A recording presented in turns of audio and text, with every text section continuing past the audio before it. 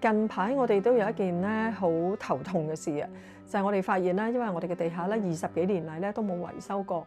咁嗰啲嘅膠水啦，黐住嗰啲嘅膠地板咧，其實全部都已經脫落。我哋甚至乎見到咧，我哋啲老人家咧，好似係溜冰咁樣樣咧，試過差啲跌低。咁所以我好希望咧，有新聞咧聽到我哋呢一個嘅需要嘅時候、呼籲嘅時候，